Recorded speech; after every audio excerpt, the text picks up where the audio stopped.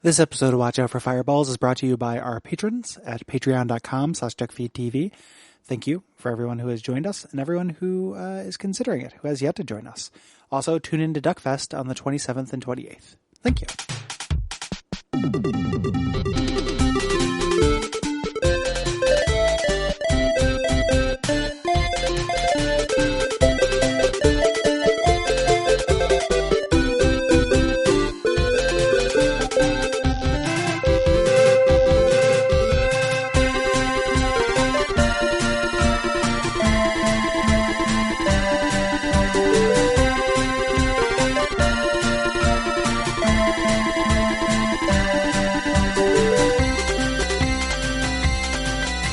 My name is Gary Butterfield. My name is Cole Ross.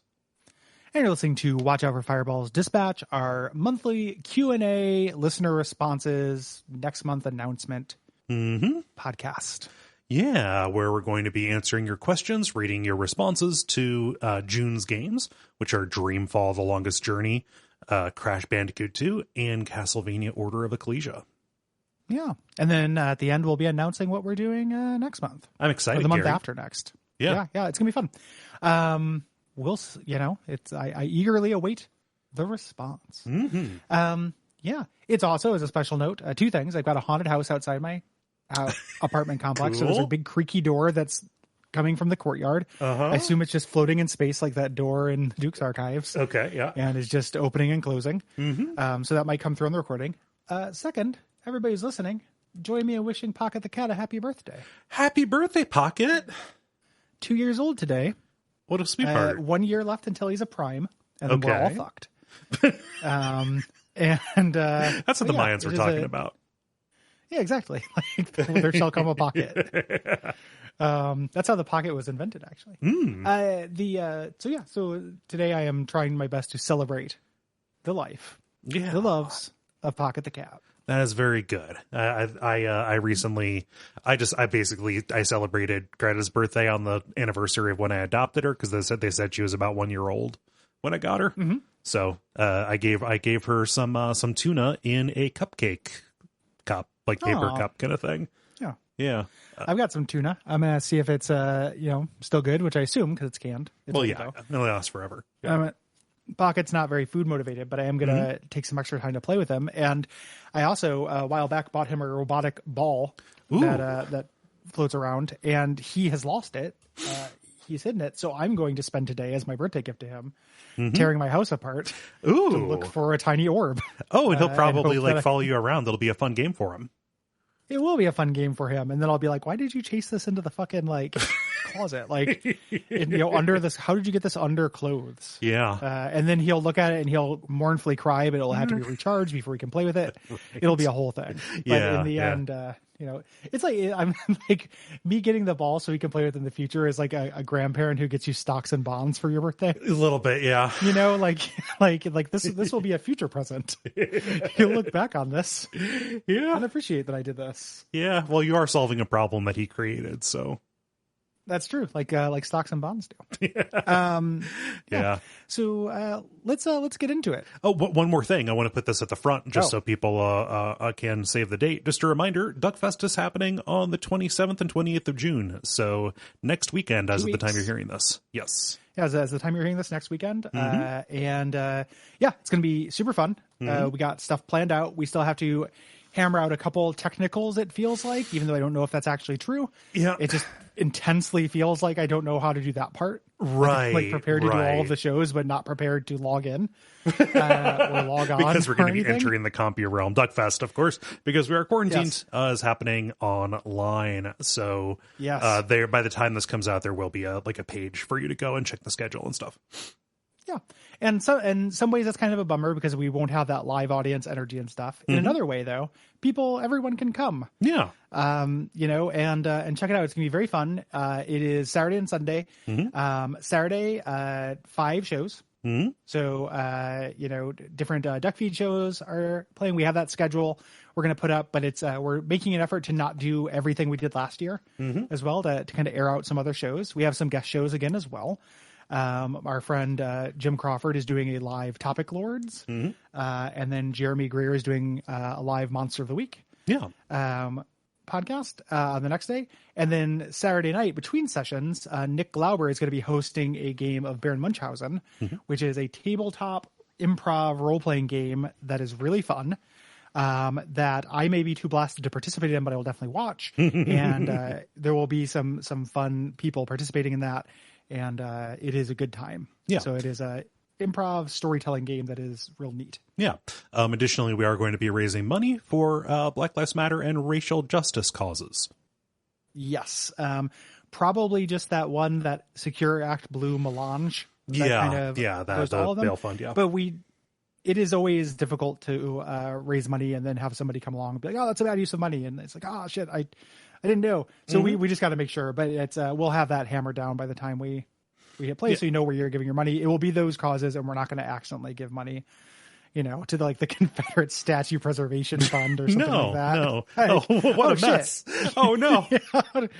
No. We just hired a bunch of Blackwater goons to guard the statue. Oh no. I didn't mean to. Fuck. Oopsie doodle. That's the opposite of how I feel. Yeah. Yeah. So it's gonna be good. It's gonna be nice to feel like I'm doing something other than just normal money donation. Yeah. Screaming and screaming with my wallet, opening up my wallet and having it scream like a Beetlejuice door or something. Yeah. So yeah, it's gonna be really fun though. Look forward to it. And let's go. I'll start us out here with Kellerak, who says, are there soundtracks you like from games you haven't played or haven't spent very much time with? Persona series. Like the one of those that I've played the most of is Persona 4, which has very good music. But like, I don't know, I haven't played any of Persona 5. That music's really good. Like even earlier Persona music is good. Yeah. No. I don't have a good answer for this. I tend to really want those like associations. Yes. So there's good music that I recognize from series I don't like, but usually it'll come up in like compilations. Yeah. Like I'll throw on like a best of video game music kind of thing if the algorithm suggests it. And then I'll be like, oh, this fucking slaps. And then I'll be like, oh, Donkey Kong, and then I'll just, I'm not going to like go then search out the soundtrack to Donkey Kong because most of it is bongos and ooga booga noises and stuff. It's like, I just want the water levels really. Yeah. And I mean that literally, bongos and ooga, because that's what they use for that sound palette is people saying ooga booga. Right. So that is not me categorizing a type of actual music. Right. Yeah. Let's see here. Dan writes, with everything that's going on in the world with recent events, old shows are being taken off of publication, etc. What are your views on whether older games that make fun, glorify, or disrespect gender, race, or any aspect of personal individuality should be taken down or made inaccessible? My view is that it should be the decision of the person consuming that rather than someone else making that choice for me.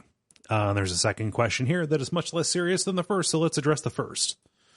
Okay. Yeah, instead of just doing the whiplash. I spent a lot of time looking at this question trying to see if the second question was a way of making fun of us for how we'd answer the first question. Yeah. And I know that's just me being sensitive. Right. But I'm just like, oh, is this person hurting me? But I don't think so. I think they might be. They've commented before, and I do not have an aggressive association with their name. Yeah, danger memory. Right. I agree that it should be in the hands of the person consuming generally.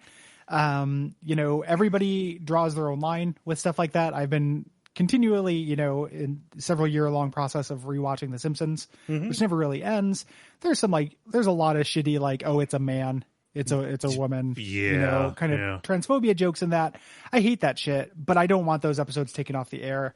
Like, it's, there is a thing where it's like, to me, recognizing that it's a problem and not repeating it is enough work. I don't have to memory hole the thing. That's how I feel about it generally. And with things like the Michael Jackson episode or like the movie Gone with the Wind or something like that, you can still watch those things. Yep. If I wanted to watch that Michael Jackson episode or do that, I could make it happen. So something losing prominence or availability in the respect of that Michael Jackson episode does not hurt me that much.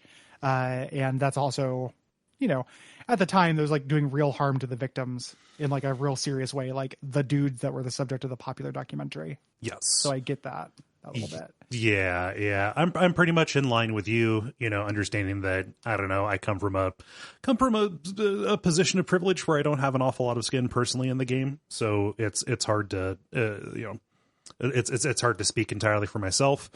You know, or it's hard to do anything but speak for myself. There we go. As far as like games go, you know, I don't know that it's hard to say. I'm racking my memory. I don't know that games have had their song of the South that like has absolutely had to be memory hold because of its association or connotations, right? That didn't start out as one. Right. Like that isn't like Postal 3 or like Hatred or something. That wasn't them setting out to make a song of the South. Right. You know, which is real weird. Like it's, you know, right now the thing that pops to mind is like all of the absolutely shitty, you know, transphobia and misogynistic jokes in like Grand Theft Auto games. Yes. You know, which are totally extant and are, but I've always felt, you know, I guess that like, I don't know if it's my Lovecraft fan DNA, but I'm just like, recognize the shit. Mm-hmm. You know, like if as long as I'm not ignoring it, as long as I'm grappling with it and thinking about the issues when they pop up. Yeah. Like, I feel like that's the work to me. It's not virtuous just to, you know, not participate in things that have problematic elements in general. Yeah. There are things where it's like supporting a person or supporting, you know, actually giving money, which makes the difference to me. Yeah. Or, you know, giving oxygen or air. Like, I don't know, probably not going to like use my platform to talk about the Neverhood. You know? Yeah. Well, that's a weird thing where it's like it goes to one person. Yes. You know, and that ends up making a difference. So like we talked about this with labor issues, right? Mm-hmm. Yeah. Is that like Red Dead Redemption has a body count. Mm-hmm. You know, people made that game and crunched themselves into oblivion. There's still people who made that game who are like extremely proud of it and just want you to play it. Yes. You know, it's too big of a thing to just be like, yeah, like this did this thing. Like again, for me, like anybody who chooses just to like boycott, I totally support that choice. Yeah. But it's too big, or like, I always think of Parks and Rec, like, oh yeah, like Aziz Ansari is a shithead. But that is a TV show that with like a fairly diverse cast, a lot of women in the writer's room. I don't feel like just throwing that whole thing out. Based on one thing. Whereas the Neverhood is just directly Doug TenNapel's dick. You know, it's like it's just him showing his ass, and it's one dude. Other people worked on it, but it wasn't a huge staff. That guy's philosophy is like extremely a public figure. Like that is what he is known for. He's a much stronger association, I think. Mm-hmm. Yeah, and like this is a little bit foregrounded as well with the surprise re-release of Persona 4 on PC. And that game kind of has what is I mean, so this is there's a conversation that has always happened around this and will continue to happen around it. There are a good number of people who believe that Persona 4 has a disastrous handling of queer and trans characters. And that wasn't like changed or anything. It just kind of comes down to the individual person. And I think that the conversation is going to help steer people if they're out there looking for it and if they're sensitive to it. Yeah. And again, just you know, I say this a million times, but like draw your own line. Yes. Right. I'm not here to tell anybody if they're just like, yeah, I can't believe I'm not going to play Persona 4. That shit makes me uncomfortable. That totally makes sense. Yeah. Like, I'm fine with that. I'm not going to play it because it's 90 hours long. You know, it's also, you know, but I also think I see a lot of people who are directly impacted, specifically with Persona 4, by those issues who are like, hey, we got to talk about this shit, but here are these other ways that this is actually really good. And I still really love it. You know, it is okay to have like a nuanced take. Yeah, you can have a split opinion. Where, like it is, you know, again, just I have no idea how fashionable she is right now, but to draw out that like feminist frequency canard, like, you know, it is possible and even necessary to enjoy things while recognizing their problematic elements. Yes. That is how I feel. Second part of the question, are you lovers or haters of your own farts? I can be quite proud of a horrendous smell I create, but maybe I'm just weird. So that is why I thought maybe the idea of sniffing your own farts, I was like, is this person making fun of us? But I think maybe if I didn't know that Dan was, you know, unless Dan is playing a very long con, I would think maybe they're trying to get a soundbite that they could just kind of pull out where we say, I either blank or don't my own farts. Because in the euphemistic way, like, oh, are you getting high off your own supply? Does your head up your own ass, etc.? Yeah. No. If I don't know, this feels like options. What's that? Lover or hater? Lover or hater? I mean, let's say hater. Just because if I'm noticing it, then I feel like there's something wrong. I feel like it's a little bit. It's a little bit like a healthy body doesn't make those chemicals that do that. Yeah. And otherwise, it's just like a lot of times just an audio thing. Yeah. And then that's fine. Mm-hmm. Like, I don't like the smell of my own farts because it's like, in general, I don't really smell them unless something is wrong. Right. Like you mentioned. The audio, though, I got a new thing. Okay. I invented a cool innovation. Did you? I have been. Here we are. You decided to listen in. Okay. As somebody, so you live alone and everything. Right. And I'm somebody who has, some would say a preternatural control over my own farts in that I don't fart in company, kind of period. Mm-hmm. I have very trained guts in terms of that. So I can control that stuff. I really like timing the audibleness of my farts with when I'm turning on or turning off lights. I think it's very funny. Every time I do it, it makes myself laugh. It makes me think about somebody spying on me and just me walking up to a light and going, like, I just think that's very funny. So that has been how I've been entertaining myself for the last week or so. You've invented the clapper or the crapper. Just the association, and then I just keep thinking, like, what if I'm Pavloving my own guts to where sometimes I turn off the light and I'm just, just like, oh no, cause becomes effect. Yeah. I do have to say, from the auditory perspective, and just we're being such gross guys right now, but from the auditory perspective, if I can startle Greta, then that is very funny to me. Yeah. Like when a cat looks over at you, like that's a nice moment. It's bonding is what it is. Yeah. I mean, everybody, there's we are being gross guys, but it's also like, if it's going to happen, like, I don't know. I don't mind having fun with that. Yeah. Eric says, since we're in the wake of the Demon Souls remake announcement, is it kosher if I drop a PSA? There's a very good private Demon Souls server called the Archstones at thearchstones.com that takes, in my experience, at least less than 5 minutes to set up. Been seeing a lot of folks lament missing Demon Souls online components, but the Archstone server is roughly as populated as the official one was in its final year, so that experience is still within reach. Also, they have a Patreon, which only receives $57 a month. I am pretty low for a great public service. Just wanted to spread the word about a great bit of preservation. Anyway, fuck, marry, kill, the Adjudicator, Maneater, and the second Maneater that comes out halfway through the fight. So to the first part, the PSA is welcome. Actually, when I streamed Demon Souls, I used the Archstone server specifically for its capability to let you reset your world tendency, because I got myself in pure black world tendency before I finished 4-1, and Satsuki was making my life hell. Did you ever get pinned down by Satsuki? I've done all of the Demon Souls stuff at some point. Yeah. It's been a while, but like when I first got into the Souls games, that was, I was like, I'm going to make sure everything happens. Yeah. So yeah, no, it's so if you're ready for Satsuki, that's one thing. If Satsuki just stops your run before you can even get anywhere, then that's another thing entirely. But yeah, Archstones is really good. I had a good experience with that. And so in terms of fucking, marrying, and killing, though, that's tough. Yeah. I feel like marrying the first Maneater and fucking the second one will create a more harmonious household. Gotcha. Because I could conceivably like cohabitate with all of them. And, just, I guess then it's like kind of like having an affair with somebody's sister or brother. Yeah, I would think that would cause a little bit more dissonance. It does create a narrative. It's in a Sims way. Yeah, I think that's what I might do. You've built yourself a little Tennessee Williams play there. Yeah. And it leaves me killing the Adjudicator, which I'm fine. I want to be able to make the butcher knife. So I suppose, but the thing is, the Adjudicator isn't the big guy. Like the Adjudicator is just like death metal Kate Sith, So like the Adjudicator is the bird at the top.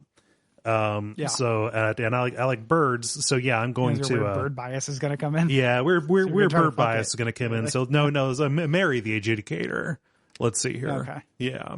And then I guess fuck the first man-eater and kill the second. It's really tough doing the fuck, marry, kill when two of them are things you want to kill. The man-eater. Yeah. You just described Shawshank Redemption. Like what happened to that guy. But the guy who's cheating on his wife got the, or got the jump on him. With the bird of the old guy who hung himself. Yeah. Brooks. He was there. Brooks. Yeah, he was there. There was a Brooks here. Mm-hmm. No, there's not. You gotta get some Shawshank Silent Hill crossover meme. Oh yeah, I'm sure at some point. You can go. The Brooks was here beam is still up there at OSR. Oh yeah, they just they went to one of the admin rooms and used it as the tenement that he was living in, and the beam with Brooks was here carved there is still up there. Yeah. No. Film history. Stump the buff. Yeah. Stump the buff. Here I am looking at a beam. Boom, ding, ding, ding. Let's see here. Kale writes, with more about Demon Souls. I know this isn't Bonfireside Chat, but with the Demon Souls remake announcement, are you guys as worried as I am that they are going to go for more of a ringed city difficulty rather than the difficulty of the original?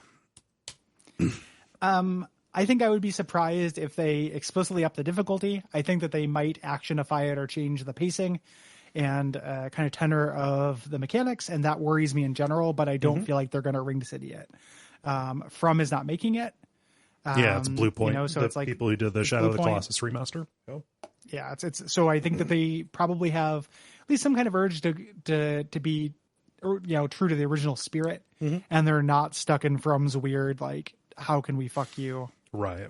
Modern sensibility. Yeah. I'm worried about anything that eliminates jank. I hope that they preserve as much of that as they can. That said, it's very difficult for me to worry because we know next to nothing about it. So that's the thing too. Yeah. It would be bad if they ring city'd it or Sekiro'd it, but I've got no idea. Yeah, I'd be surprised. Yeah. At this point, but I do want to know more. I do think it's pretty. The discourse around it, its looks has been obnoxious to me. Like Demon Souls didn't go anywhere. Like you can still play the old weird, empty, foggy Demon Souls. Yeah. And now there's a pretty shiny version. You just have a choice. Yeah. What's the discourse? People are like, oh, it's like they've improved the look of it, so it's bad now. Yep. Oh. Basically, like people don't like the new look, and that's fine. Like I don't have any problem with that, but it's like it's also. It's not going anywhere. Right. The old one is still excellent. Like this still feels, in terms of pure accessibility, this is awesome. Yeah. Getting it off of a dead system. Mm-hmm. It'd be like, it's like a beautiful book you can only read in Latin. Get that shit translated. Yeah. Yeah. Pulling my Latin out of the closet and dusting off the controllers. Matt says, what do you think will happen first? Dark Souls the movie or Dark Souls 4? Which would you prefer? What do you want to see from each, if anything? It's a very broad question. I think it's a very broad question. The first part, it's really hard for me to think imagine Dark Souls the movie. Yeah. Coming out. It could happen, but I would just be very surprised. So I almost want to say Dark Souls 4. And the reason why is because I think that it would be From is we have no plans. And then, but I have been, people say that all the time. And then there's money to be made. So in 4 years, Dark Souls 4 could just come out, no problem. I could see that. Whereas the movie, that seems like it's more rightsy and more difficult, legally. And that seems unlikely to me. It doesn't seem like something From would say yes to me. Yeah. Maybe that's just an artificially high opinion of them that I have. Because there's money to be made. Yeah, I think a new Dark Souls game would be more likely. Would they call it Dark Souls 4? I don't know. Yeah, but I think they would for money reasons. Yeah, I can imagine a Dark Souls 4. Yeah. I know they said they weren't going to do it. I literally can just somebody, companies change. People are going to move up and down the ranks. People who loved Dark Souls are going to rise in the ranks of From. Yeah, and stuff. I can just kind of see it. So, we got a new System Shock. Like we're getting a new System Shock. You know, like that kind of shit happens. Never is a long time. So, yeah. No. I don't really want a Dark Souls movie. We've talked about that before on some show. And I would want it to like have like almost no dialogue. It wouldn't be like a traditional movie. Well, what I would want is Dark Souls the movie as done by like Tarkovsky or whoever did like you know, the Stalker movie. I forget his name. Yeah. You got it, I think. Yeah. That's like what I would want, and that's not the kind of the kind of aesthetic that a video game adaptation attracts. So, like the thing we can look at is how Dark Souls has been adapted into comics, and that's just a disaster. Yes, you know. So I think that is much more likely. You know, if like a Dark Souls movie makes me think of that, like just like unnecessary backstory on all these side characters, or them just telling the story they want to tell anyway, and calling it Dark Souls. What I think would happen very hard to adapt. Yeah, what I think would happen before any of these is a Bloodborne movie, because Sony owns the distribution rights to that. That could happen too, but I also don't want that. I also don't want the game that, is so. Yeah, it's so weird and kind of idiosyncratic, and the way that it tells its story does not lend itself to a 2-hour or 90-minute narrative like at all. Yep. You know, if you're going to do any of these things, I'd rather have a TV show, but I don't even really want that. Like, no, I don't know. Like these are good as games, remaining as games. Yeah, just let them be games. Well, they can be games. It's fine. Yeah, games are good. Let's see here. Is this me? This is you. This is me. Okay. Brian writes, I am a Resident Evil boy. I love the series so much. Since lockdown, I found myself replaying through the entire numbered series and one of the Revelations games, and they've got me thinking. Lately, cop protagonists and virus and pandemic plots don't sit the same way with me that they used to. I realize that I'm probably just playing the wrong games at the wrong time, but I imagine I'm probably not alone and that I don't really have the same tolerances for some of the series' go-to elements, and I'm not sure that I ever will. I'm happy to see that RE7 and RE8 have been getting a little further away from those tropes, but they don't seem to be gone. My question is this, to you both. Does Resident Evil have room for either law enforcement protagonists or pandemic/bioterrorism stories anymore? What would you like to see instead? Or an alternative or follow-up question, with cop protagonists and viruses being such big tropes in video games in general, how do you guys see these topics being handled in the future across the medium? What would you like to see? Thanks, stay safe and healthy, and fuck cops, except maybe the RPD. The RPD is pretty fucked up in general. Yeah. Like, except for maybe like those four members of STARS. You know? Yeah. You know, and Marvin. Right. You know, and then everybody else though. Yeah. You know, it's a couple good apples. Right. You know, in the general bad apple dude. This is probably there's like right now we are in a cultural moment where a lot of people are writing about this. Yes. Who I think are smarter than I am and have more skin in the game. In terms of kind of racial kind of perspectives, right? On this specific topic. The only thing that I think of in relation to this is it's going to be a really long battle to get cops out of our narratives in a general sense and out of our genre fiction. Yeah. That is so ingrained. Like right now, you know, I have a lot of people in my personal circle who are really on board with this and are like, yeah, defund the police and everything. But I feel like in a general sense, that is an idea that still clangs on a lot of people, no matter how much I might be down with that. Like I look at these budgets and I'm like, whoa, you know, that's dumb as hell. I think a lot of people are just like, oh, we can't do that. Like who will I call if I die?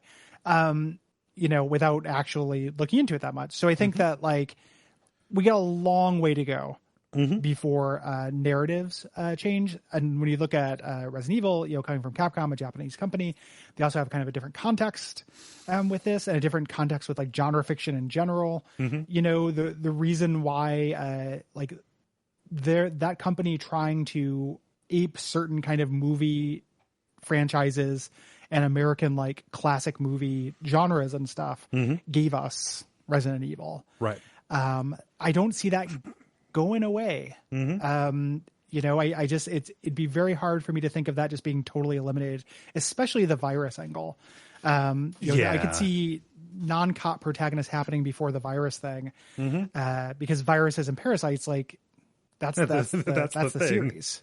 Yeah, that's the series. Like, I don't want to fight just dudes. And you know, if it's not a virus or a parasite that is creating monsters for me to kill in the game, like, it's got to be something that's also ethically, you know, horrendous in real life. You know? Something that also might, you know, just align with somebody else's horrible experience with something bad, or something really bad that has happened in the world, you know? Yeah. Like, they're horror games, bad murdery things are going to happen. Yeah, dark science will happen. Yes. You know, and cops as a heroic protagonist is like, they have entries where they've moved away from that. I mean, you know? The majority of them, like, they've kind of moved away from being like general, like, beat cop kind of things to like special forces almost. Like, Leon became a member of the Secret Service. Chris, you know, went on to be part of like the SAA. Yeah, you know, which is also, it's not like that's also great though, because they're also essentially cops. You know, it's still law enforcement. You know, and I could see them moving away from that a little bit more than moving away from viruses. But I don't think they'll ever totally get away from that because it's so ingrained in the genre at this point. Like, when I say ever, I mean like on a timeline, like a foreseeable timeline. Yeah. You know, who knows what like if they're still making Resident Evil games in 10 years, 12 years, you know, that could look totally different. Yeah. But I don't, that's a long time for that series to last too. Yeah. You know, like, Ethan is not a cop. Like, maybe he has been conscripted somewhat into New Umbrella. It's hard to tell based on the trailer that we saw. I'm pretty much on board with everything you said. You know, but like that said, I wasn't terribly bothered by the RE3 remake when it came out, like right at the height of America starting to take coronavirus seriously, or when we were taking it seriously. Like, it was still kind of an escape for me, because like a zombie virus is inherently more fantastical than like a, you know, like if I don't know, just for example, like if they try to debut a film version of The Stand at this point, which is about a super flu, you know, like the actual you know, it is viral, but it is so fantastical. Like, it might as well be like a virus that turns people into dragons, you know? Like, yeah, that virus that turns people inside out. Right. Yeah, I don't. And then also, I think, and again, in terms of like line drawing, like, this kind of thing just doesn't tend to bug me that much. Right. And I don't judge anybody for whom it does. You know, if you're just like, hey, with current events, like, I don't want to shoot a gun right now because there's a lot of guns. Yeah. And you're like, you know, going on, and I don't want to play a game where I shoot a gun. But for me, those kind of things are very compartmentalized for me.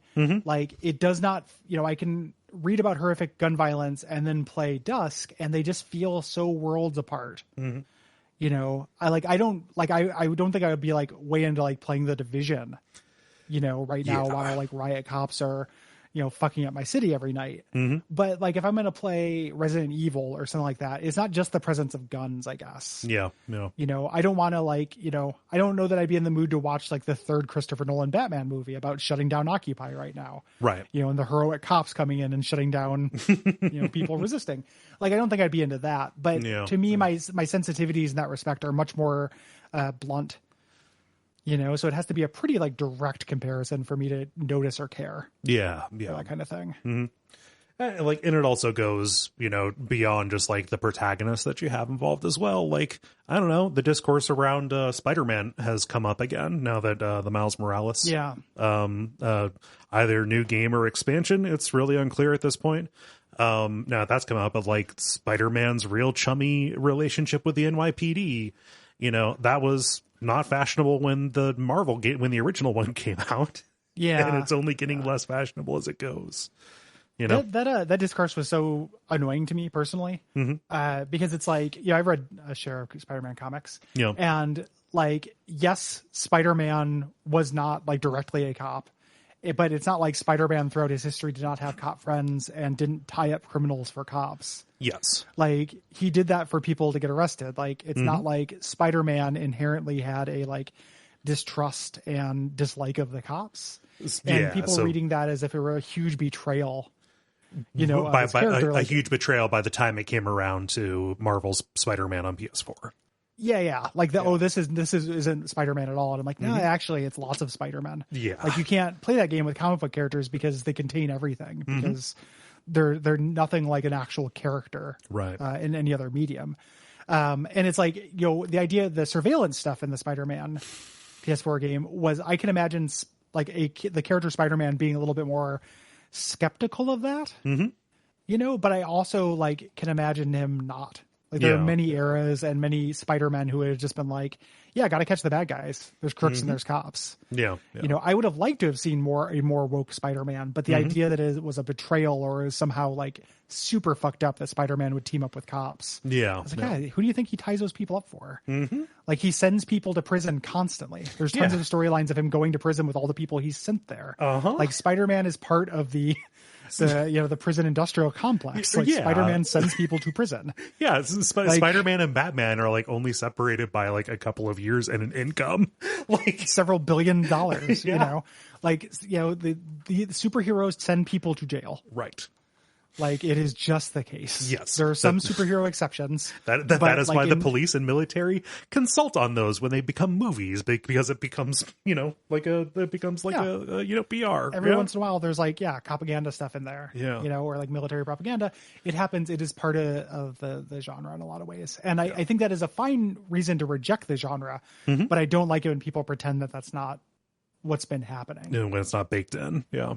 Yeah. You know, to me, it is baked in. Like, you can accept it or not. You should look, again, going back to the other thing, like, look at it, be critical of it, you know, just be like, or question it. Like, hey, is this a good idea for cops in this thing? But don't pretend like it's like, oh, this is tone deaf to the genre.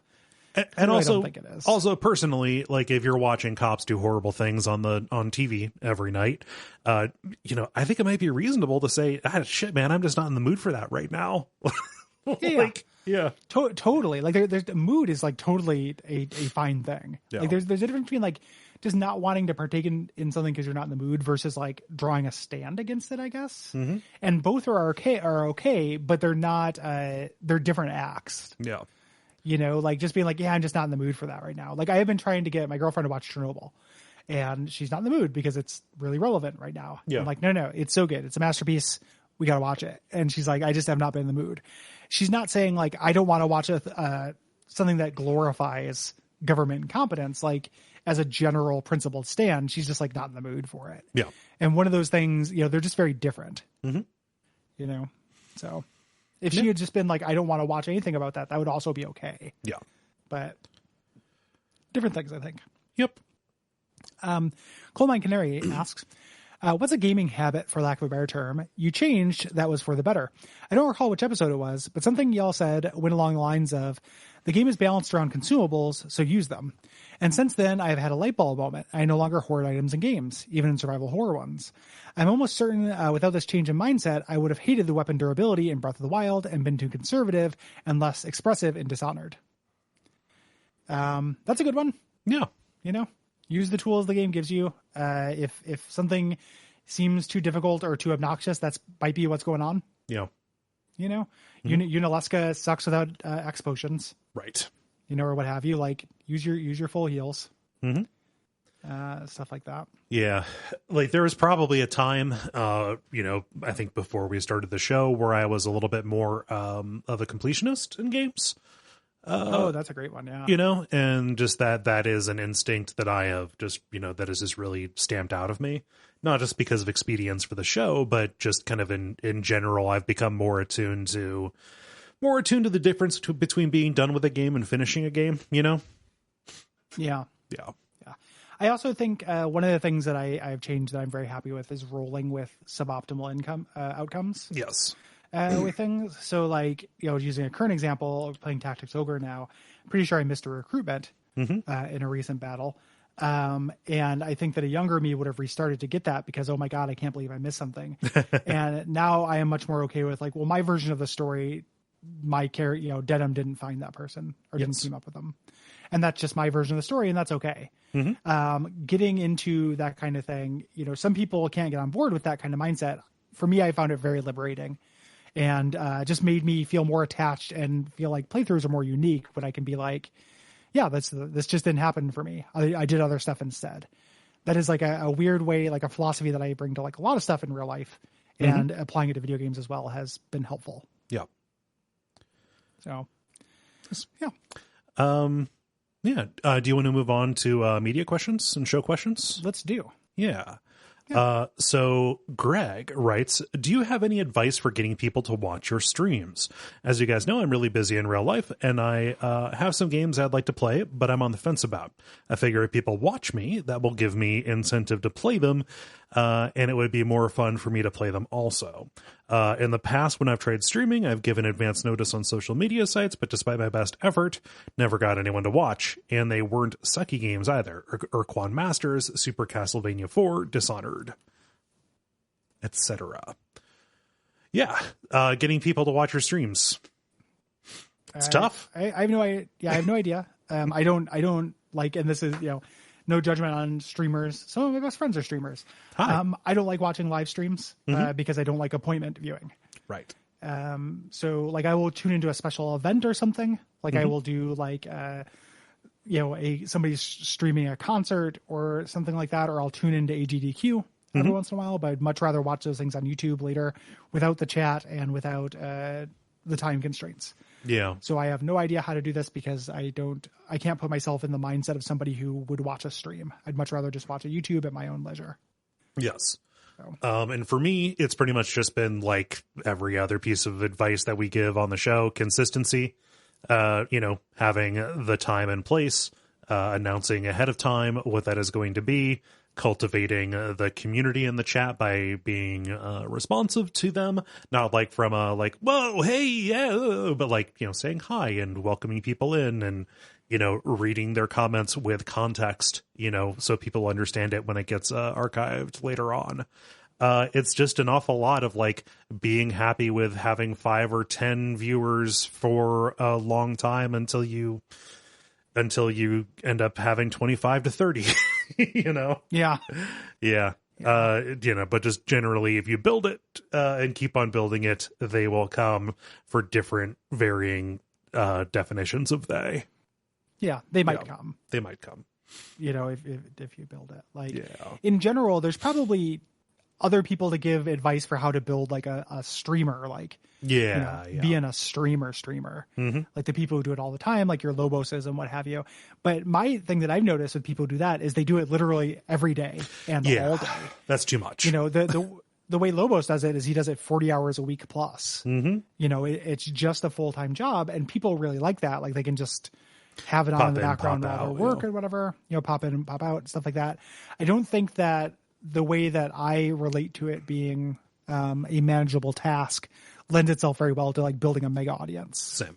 Yeah. For it. Yeah. No, I'm fine streaming 6 hours a week, and you just get what you get on that. Yeah. Yeah. You got to enjoy it just like any of the things. So if like you like doing it, that's got to be enough. Right. As far as like playing sucky games or not, I think that a lot of people don't look for games.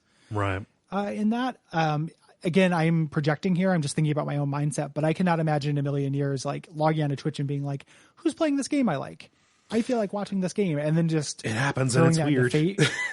I think that's really weird. I think that's really strange. So maybe that is a way to attract an audience, but I don't know. Those people seem like aliens to me. What are you doing? Fucking strange. Yeah. I think that when you're picking a game, it depends on if you have anything interesting to say about it, like, if you're gonna stream something just to seem like, because it ranks high and is popular, that'll make bad content as opposed to streaming something that you have an opinion about, like Greg with SNES games and stuff. So yeah.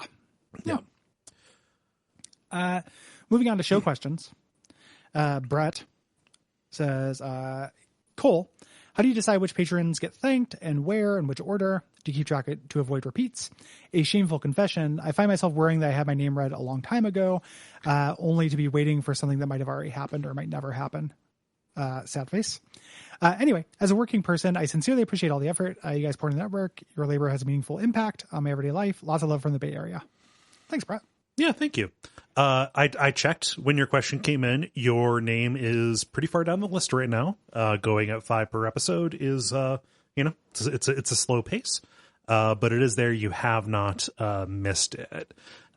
So what happens is, like, when people sign up at the $10 level, like, Patreon has, you set like a reward in the background, and Patreon will just keep like, hey, this person gets this benefit.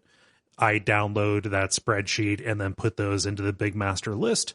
It is sorted by the join date that people have on the Patreon campaign. And yeah, I check and make sure there are no duplicates.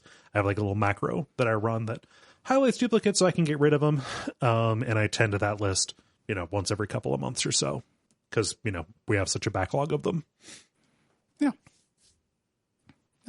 And then we got one more show question before we move on to topics and then lightning round. Why don't you take us?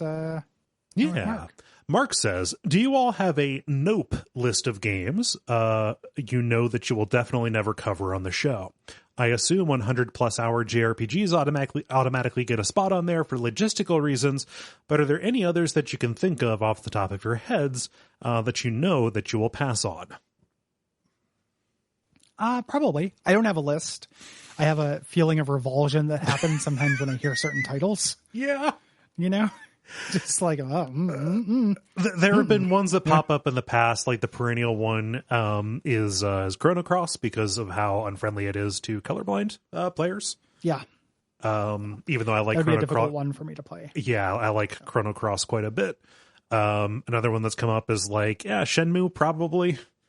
Shenmue's on my list. I have no, because the things that are on the list that are not really, really long JRPGs, which like will include your like Xenosagas and stuff, which is something that I don't like and is too long. Are things that I just don't think would make anybody happy. Yeah. Like we would do like Shenmue. I played Shenmue when it came out. I tried to revisit once I could. I bought a Dreamcast as an adult. Hated it. I'm like, I have changed a lot. Yeah. Like this is dumb to me now, extremely dumb. And then we would do it and I would explain like what my experience and like the problems I have with it. And then I feel like I'd get a lot of responses that were just people like, but at the time it was really innovative. And it's like, well, I know I played it. That was there. Like that was one of the best Christmases I ever had getting that. Like quarantine it in the past because it doesn't hold up. And like the weird, the Shenmue is just Shenmue and Shenmue is good automatically, like discourse that came around Shenmue 3 was really annoying to me and is like the opposite of how I want to engage with media. Right. Like it's just Shenmue. And I'm like, well, yeah, but what does that mean? And like, I don't know. There's a lot of like Pitchfork reviews, like Pitchfork 2002 reviews of Shenmue 3 that like drove me a little nuts. Yeah. So if I think it won't make anybody happy, it's on that list. See also Kingdom Hearts. Yeah, Kingdom Hearts won't make anybody happy. Like I could dig in and find a competent version of a genre I don't love in Kingdom Hearts 2, I'm sure. But the context of visiting Little Mermaid Land and Pirates of the Caribbean Land is not good enough for me. I have no interest in doing that. And then on top of it, the story and pacing stuff is not fun to me. Like I get that people who enjoy it a lot of times, it's partly because it's bad. It's like, this is convoluted and silly, and I like that. I don't like that. It feels really bad to me. Yeah. So I just don't think it'd make anybody happy. Sequels to things we've done that we really didn't like are pretty unlikely. Like, I don't think we get a lot of mileage out of doing like Soul Reaver 2. No, probably not. Like that's probably not, or things that we did a representative version of. So like we did Tomb Raider, but we're not going to do like Tomb Raider 3. Right. We could do Tomb Raider 2016, but we're probably not going to do just another Tomb Raider. Right.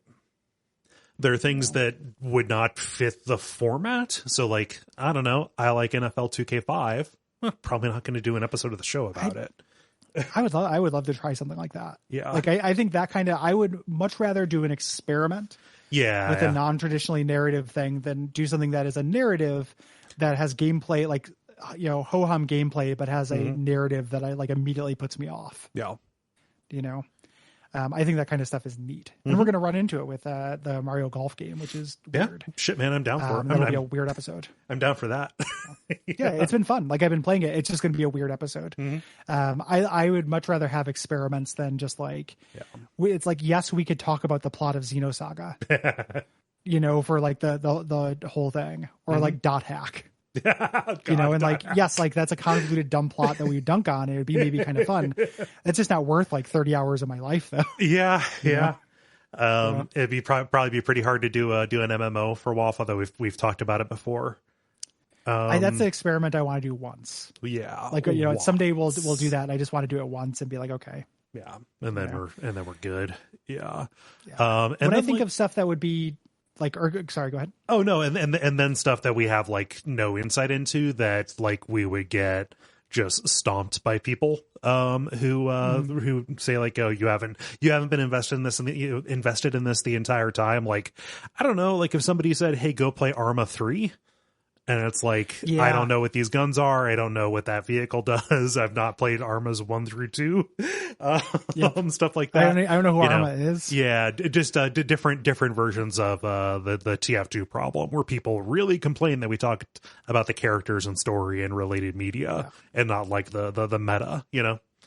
Even though at some point we'll do Left 4 Dead and we will talk about the character's story, lore, and related media. Well, yeah, because fuck them, fuck anybody who Valve is really good at that stuff. Yeah, it's a thing that we like about the things they do. Yeah. There's also things that I'd really like to do that would be like I'm pretty committed to the no more split EPs thing. I think that part of the idea for new WoF was always supposed to be that sometimes we have hour-long episodes and that's fine, and it hasn't really come out that way. But like I've been playing a lot of Luminous, right? I love that game. There's a lot to it. Yeah. Like I could talk about that game for 45 minutes pretty easily. It would fit weirdly into the structure. Yeah. So we have to kind of consider whether that would buck too many expectations and people would not like it. Yeah. We do things we want to do, but also we want people to listen to the show and enjoy it. Yes. So something like that, people might be like, ugh, might get pissy about it. So it's not number one on the list, but if a patron said hey, do Kingdom Hearts 2, Donkey Kong Country or Luminous, be like, fuck man, let's do Luminous and just use it as a, we'll do it before like a 40-hour long, intense game to give ourselves time to play both at the same time. Although shit, like a Luminous episode would be 45 minutes to record, but that would be hours and hours and hours of play because I wouldn't be able to pull myself out of it. Yeah, in a good way though. Yeah, and you can do it whenever. And the music, the episode would have banging music. Of course. Yeah. Yeah. Another thing would be gear. So like, I don't know. Sure. Half-Life Alyx is a really fun game that I enjoy quite a bit. Just somebody like, in order for it to be a feasible economic thing, we would have to get Gary a VR headset. Like we'd have to get him an Oculus Quest. It'd be weird. Yeah. Which is something that like someday will be on the list, right? Like we recognize the Patreon's doing all right. We can get those things. Like we ought to do Daracene at some point. Yeah. Like I will get a VR helmet at some point for stuff. We will probably for bonfire side chat reasons end up with PS5s. Yes. For Demon Souls remake versions to talk about that and stuff. So getting those equipments, I think of equipment as being prohibitive more in the case of like doing extremely hard to find games. Or games that require a bunch of plastic in your apartment. Like I like, what is that? Taiko Drum Master, but like just being like, you got to buy a Taiko set. It's expensive. And then you have to have this piece of plastic that I'm probably not going to go back to Taiko Drum Master continuously. Like we did the Rock Band episode, which was really fun, but I haven't been able to keep those instruments. Right. Like I keep moving to a series of smaller apartments. Like, I live in a big city. It's hard. Yeah. So things like that, or like really rare games. Yeah. If somebody backed at like to do Rule of Rose or something, like it's possible, but like if I sent, I could burn a copy and play it on my mod chipped PS2, that's fine. But like if I sent that to Gary, I'd have to buy insurance on it. Yeah. So it was, and like things like that too, we have to take into consideration is that like some other people, people there's need to play them. Yeah. There are people who listen to the show who only listen to episodes of stuff they've like played. Like, I just want to have the experience of like reminiscing about this game that I also like, or I want to share my experience. Yeah. And with things that are like really hard to play, and this would show up even with like Half-Life Alyx, right? Like, we could talk about that. Like, I am interested in that. I think it would be fun to talk about. Yeah. The portion of our audience who only really wants to hear about things that they are familiar with, the VR base is just not that big. Right. Most of our listeners probably don't have VR sets. Right. So there are a lot of different things like that kind of play into how we pick things that are on the no-no list. Right. And then like length is the number one thing. So it's like, even though I like Persona 3, I like Persona 4, I just can't imagine 90 hours being a good, value proposition. Yeah. For this. And we could stretch it out. We could do a whole month on it. There's Megaton Marathon, hosted by some friends of the network, who kind of go through and they just kind of bonfireside chat it. Yeah. But then you run into a thing where it's like our listeners who just like I think one of the things that Watch Out for Fireballs provides is variety, where if you don't like the thing that we're talking about, if you're not interested, you can duck out for a week and then come back in with something you are interested in. Right. If we just spent 6 weeks doing Persona 5, that's potentially 6 weeks that a large portion of our audience is just like, I don't care about what they're talking about. Yep. If I was listening to the show and somebody was doing 6 weeks on Persona 5, I wouldn't keep listening. And that kind of inertia is incredibly powerful. Like, yes. We don't want to give people jumping off points. No. So. We had more of an answer to that question than I expected. Yeah, thorough ass answer, Mark. Yeah. Do we do topic then lightning round, or do we lightning round then topic? It really just depends on what we feel like doing. Let's do the lightning round, because then I can close this window. Yes. Sure. I'll do the first one here. Marcus asks, "What are your favorite pastries?" I'm including cookies, cakes, brownies, etc. as pastries as well. Donut. A glazed sour cream donut. Wow. Yeah. Keep it simple, man. Wow. That's extremely simple. Pastries having to be a baked good, because I'm in a real cheesecake phase right now. Not right now. I haven't had cheesecake in like a year, but I like cheesecake. I guess what I'm saying is I would like some right now. But I love cheesecake. In terms of more traditional pastries, I really like a croissant. Oh yeah. Croissant's good. A big flaky, super buttery croissant. If you have an option to get a sandwich on a croissant and you don't take that option, I don't think you come from the same planet as me. Yeah. That's a croissant sandwich. Get out of here. I've also been baking and making pastries at home and just kind of like experimenting. Yeah. And I've been making a lot of bannock bread, which is a Canadian peasant bread. Okay. That is unleavened. And I've made it sweet. I've made it savory. It's good. Nice. I've been a fan of the bannock. Is this something that our buddy Jane Townsend taught you about? Bannock bread? No. Okay. It's Canadian. It's I didn't know if he would be pulling somebody in from the No. I was going to make hardtack from the Townsend recipe at one point and didn't. So good story. I was just going to make it for a gameplay night because I had characters like on a ship, and I was like, here's what you eat. I thought that'd be a cool thing. And then like watching Townsend and be like, actually you dump it in soup and crush it into bits. Right. Or it doesn't taste good. Yeah. But yeah. Mark Mahler asks, what are the best cats in fiction? I vote for Jonesy. Or what is the best cat in fiction? I vote for Jonesy from Alien/Aliens. Jonesy's good. Jonesy's good. Jonesy's a good ass cat, although he does lead a lot of people to their death. Jonesy's like a Pied Piper of misery and death, honestly. I really rolled this question over in my head, and this is going to sound like an insincere answer. Garfield. Okay. Garfield has brought me probably the most joy in my life, both when I was a kid and liked the cartoon and read the comic strip, and then as an adult, the ironic Garfield appreciation that the internet has brought me. Lasagna Cat and Abject Suffering. Yeah, it's like it's shifted over and become good again. I would have to say, the cat that has brought me the most joy outside of Greta the cat. And stories of Gary's cats, of course, is Garfield. Yeah, Garfield's a good answer. Yeah. I'm gonna throw down Santa's or Snowball 2. Ooh, yeah. I recently watched the Dalmatians episode where where the Dalmatian thinks it's one of the Models Inc. And then Snowball comes up. Somebody get that damn cat out of the way. Yeah.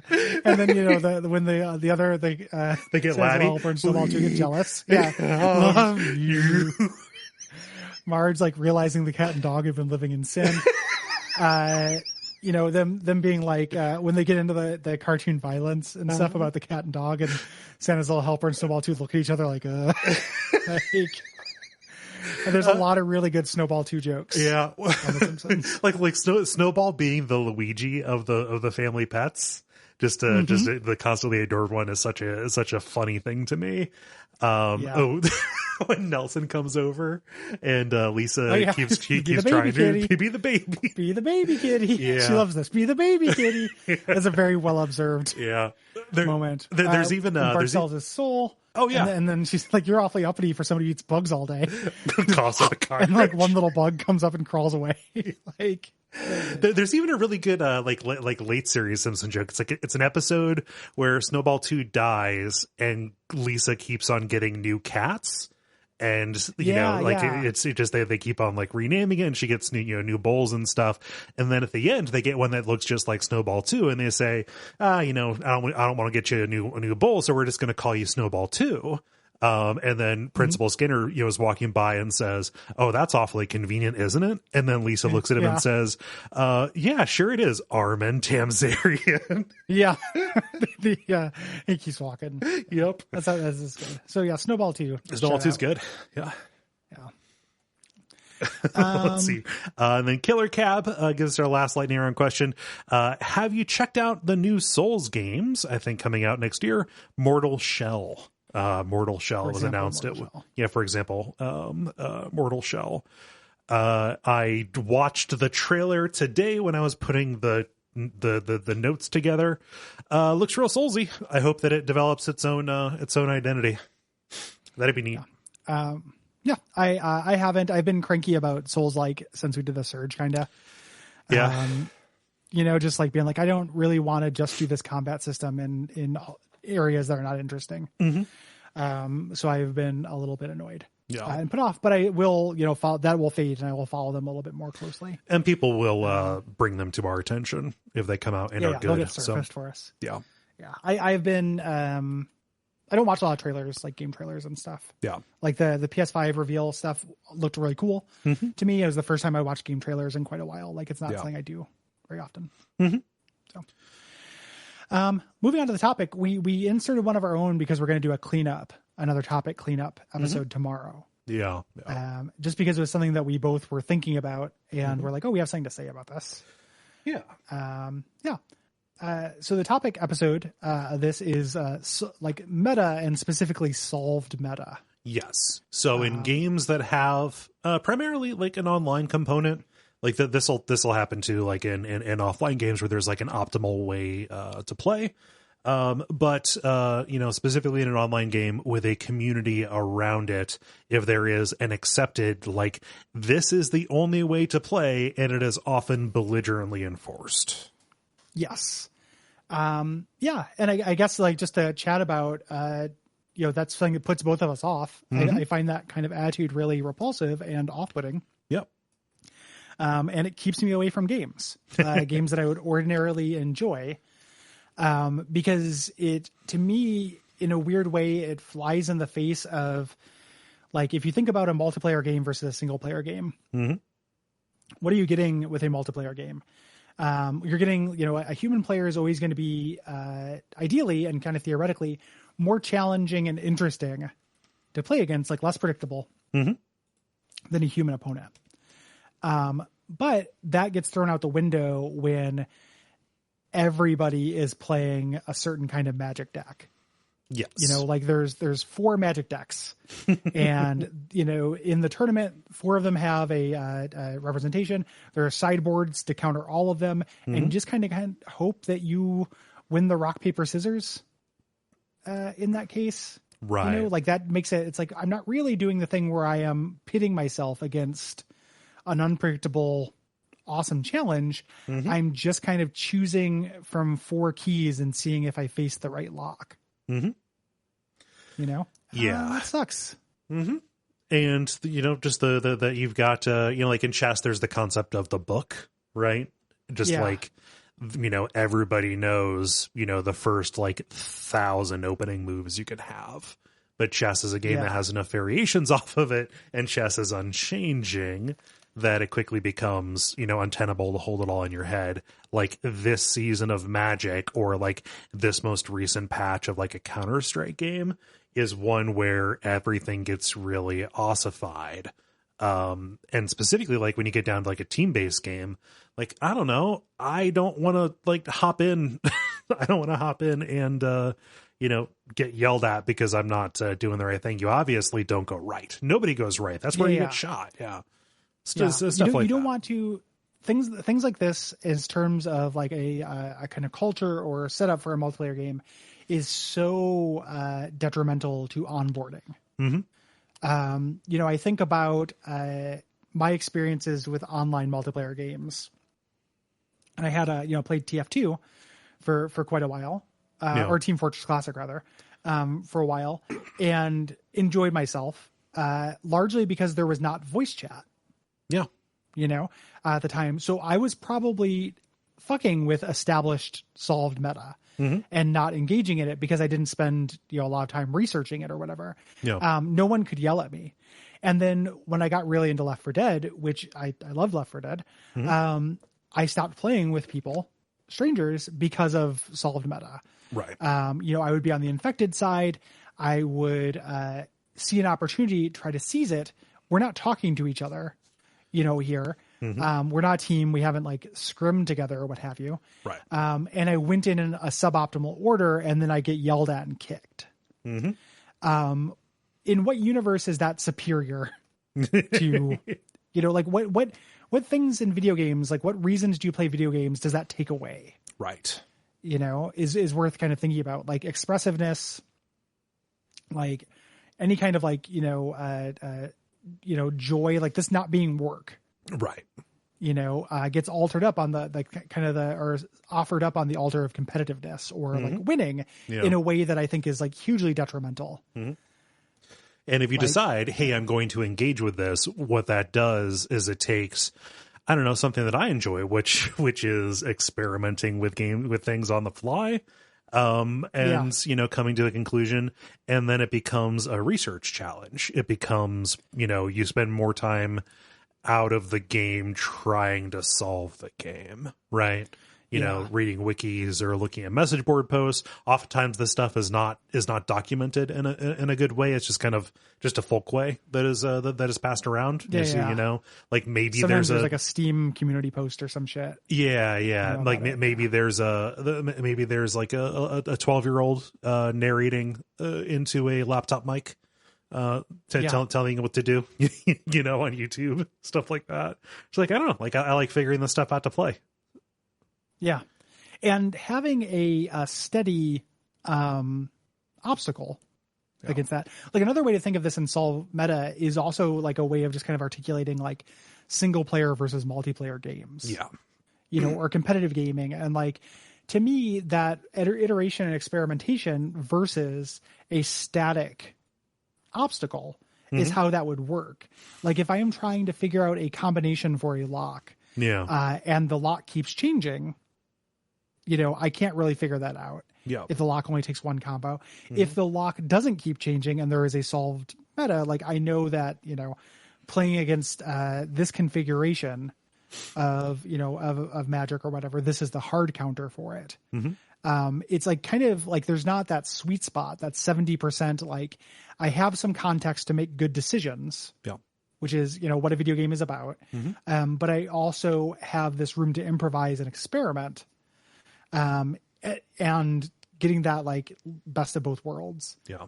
Super important. And there is room for execution in these things. So like you can know all the meta of Counter-Strike, but still have a faster aim and shoot.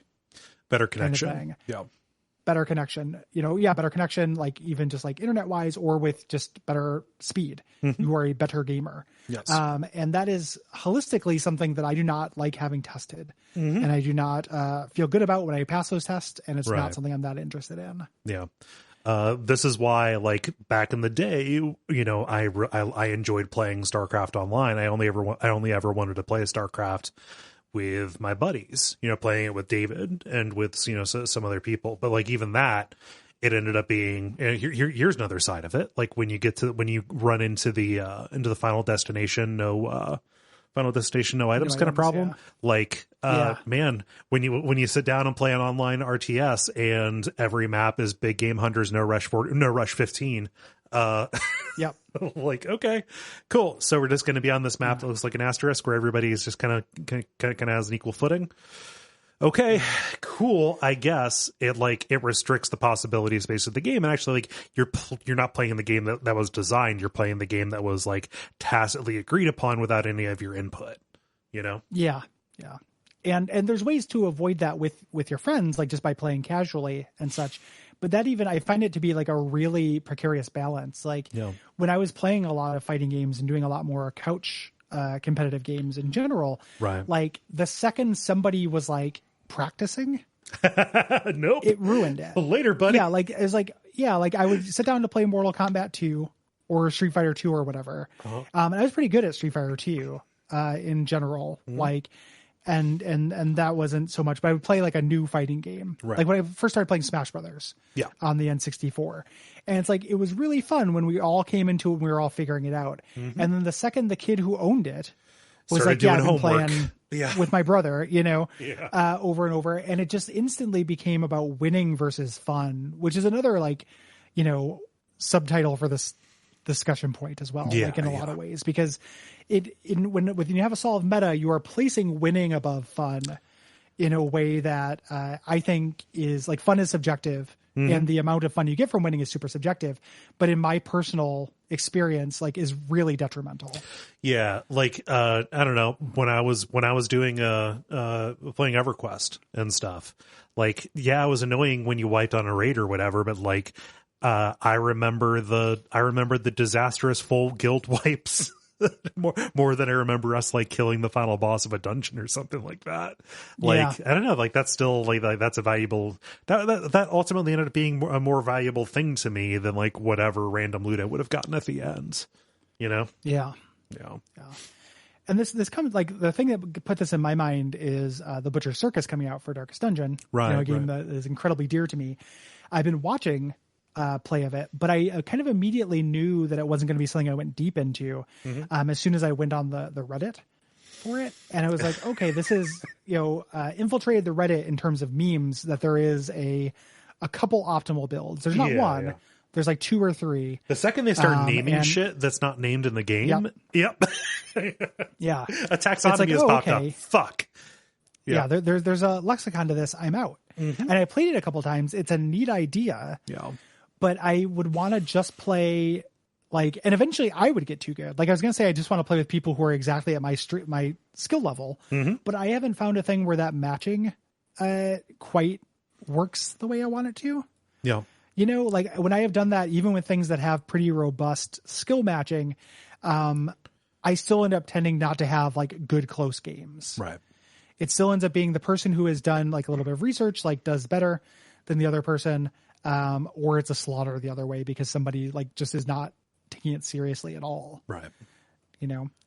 So that is just, it's a very frustrating thing that I think ruins games. And it's for me, like, makes games less appealing to me. Yeah. And it's a thing that makes, me frustrated with video games as kind of a, trajectory, because that, you know, I don't think I'm not the sky is falling about single player games, but there is a movement towards more games that play that way. And that is taking up a little bit of the air in the room. Yeah. See, for, like, the new Fallout game being online, you know, being a game as a service kind of thing. See, like, you know, BioWare's, you know, putting all of their eggs in the Anthem basket. You know, like Destiny. Yeah. There are probably lots of, like, Halo fans who just liked playing those campaigns and, like, playing on the couch, who are not into this, like, online raid-based service lifestyle game. Yeah.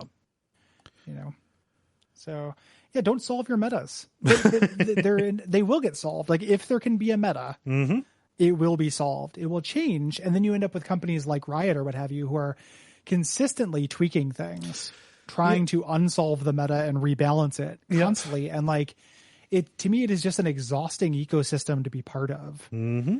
Cannot imagine it. And I just like, if I were going to start playing League of Legends, how would that even happen? Like, I've never played that game. I sat down to play it. What would happen? You know, with that much information and that much, that little onboarding and that many esoteric little like unit configurations and combinations and strategies and orders and meta, like in what universe is there space for me in that ecosystem? Yeah. You know, it's a bad feeling. Mm-hmm. You know, and I don't know how universal it is. I don't know if we're talking about this and people are like, yes, or people are like, no, it's dumb as hell. You can just jump in whenever you want. But it really does feel like you have to get in on the ground floor. And if you don't, you're just fucked. Yeah. It's, if you're not on the ground floor, then it's too hostile. Yeah. Yeah. And it's not even just like I can enjoy myself and have fun and learn things losing a game. But a lot of times the turnaround is so quick and the feedback is not there in a multiplayer game. Yeah. It's not like part of the text. So like when I tried Counter-Strike, which I tried when I moved out here to Portland, I was like, oh, I'll give Counter-Strike a chance. And this was in, 2010, 2009, somewhere around then. Counter-Strike had been around for a little while. Just immediately getting murdered and not knowing how it happened because I was playing suboptimally was just not it is too hostile. It was like the individual unit of feedback was too small for you to get anything out of it. Yeah. So this is a long way of saying like game design is actually good. Like if you know, like designing the game and designing the challenges to meet a player is actually extremely good. Yeah. I think. And also being a dick to somebody online is probably not the best thing to do. You know, a huge part of a huge part of this is also like, I don't know, like whenever this kind of happens, you know, a large part of like being a part of a community around a particular game. Like I remember trying to, like when Overwatch came out and that was a huge thing. By the time, I came to it like 2 months late, I sat down to look at it and all of the discussion about the mechanical side of things, as opposed to the character side, was like, I can't believe they nerfed this. I'm going to go play something else, et cetera, et cetera. Like it ultimately, like it became toxic, more toxic than anything else. Let's say it's a moving target as well. Yeah. So even if you wanted to learn about it, it's like, a lot of those 12-year-olds in a laptop mic are outdated. Yeah. Now it's the whole thing. I mean, I know I'm showing my age on this, but it's just like, man, does that just sound super unfun? Like when I think, first time anyone was ever mean to me online was me trying City of Heroes. And, I told that story several times. Yeah. With the bong doctor and the fart shaman, being mad to my OC, the golem, my earth powered superhero. Yeah. It's just, I'm trying to imagine why anyone opens themselves up to that shit. Yeah. Just why somebody gets themselves in a position where the person who sits next to you on the bus will give you shit about your monkey's lunchbox. Yeah. Yep. Yeah. So in conclusion, leave me alone. No one should ever be a cock to a stranger. Yep. In conclusion, leave me alone actually is the way to go. Yeah. Gaming is a solitary pursuit. Let me sit in my weird little cave and communicate with developers as strangers. Yes. And go through the challenges they put out for me. As opposed to fighting the bong doctor and the fart shaman, who I will never meet and will never face consequences for being huge dicks. Yes. They're still out there. Making fun of them on a podcast for 10 years. Yeah. So, the decade of slamming them on the podcast. I just about, like, so I said, yeah, they're still out there. Oh, they might be dead. Maybe not. Yeah. Yeah. Could be dead. Yeah. They could have moved on. Car accidents happen all the time. Yeah. They could be running the City of Heroes by now. Damn. We really moved up this town. You could go to like part Shamanopolis in City of Heroes and find a statue to him and a memoriam to the golem. This is a story that you missed out on because you're not on the level. But Dennis recently started playing on a fan server for City of Heroes And by recently, I mean this took place over the course of like a couple of months last year, and he was involved in a guild it was like a role play guild for like characters who used to be evil but are now good or something like that. And he was having fun rolling along with that. Like he was even like getting his kids involved. Like the kids helped him design the character. It was like a little bonding thing. And then just over the course of several weeks, him describing the guild slowly turning into an erotic role playing kind of thing where all the characters are pairing off. Oh, cool. Yeah. Sexy Thunderbolts. Yeah. Yeah. They stopped playing the game and it kind of just became a Discord where they role played going into each other. Yeah. That's pretty weird. Yeah. And so he bounced. Yeah, as one as one would. Sorry, guys. Reaper's out.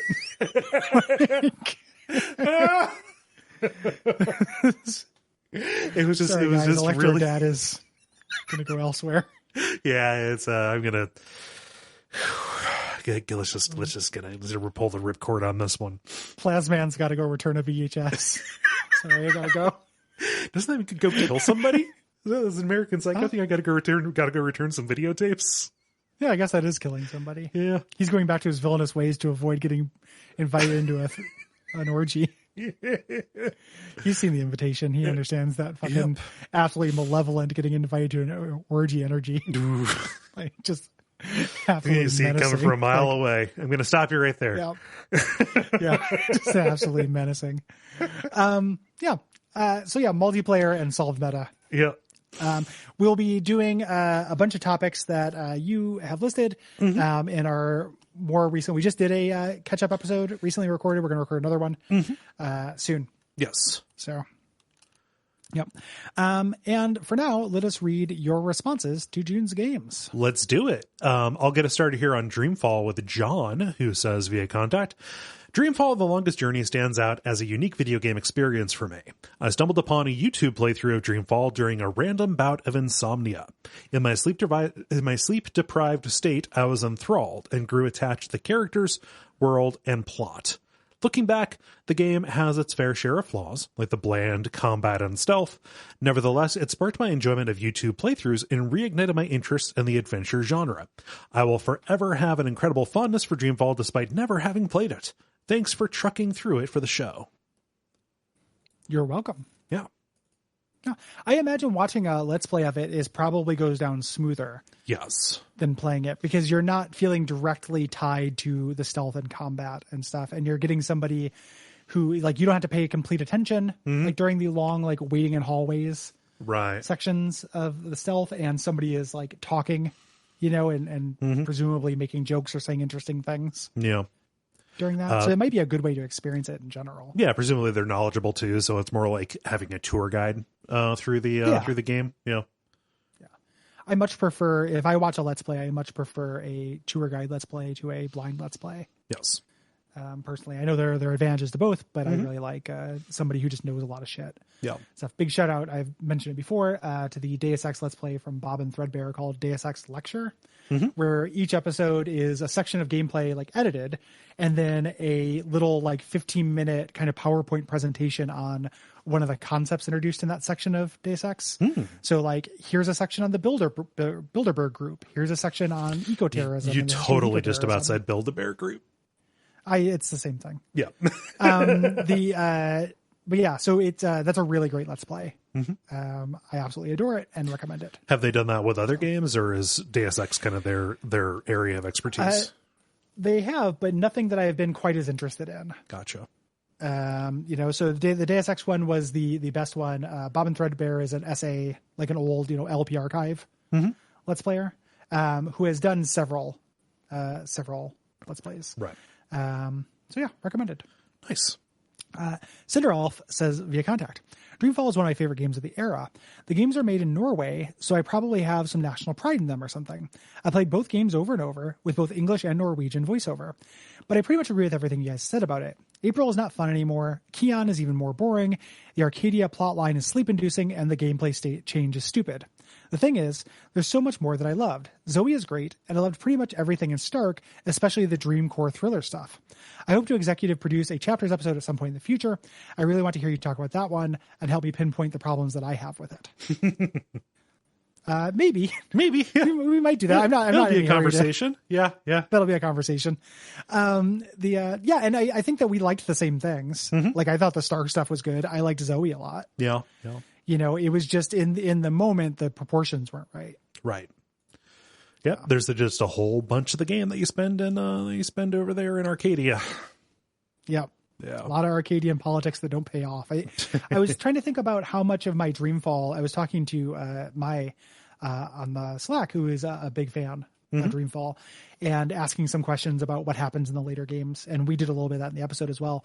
And I was trying to wonder how much, or trying to think of how much of those plots that fell flat for me fell flat because they were just legitimately just unfinished. Yeah. Like, you know, those Arcadia plots don't go anywhere. Like, we don't get anything with the evil empire that's taken over. Like, that never gets resolved. Right. And I don't know, I think that when you're writing something or making a game that does that kind of thing, the sense that it is unresolved or not going anywhere actually rears its head well before the ending.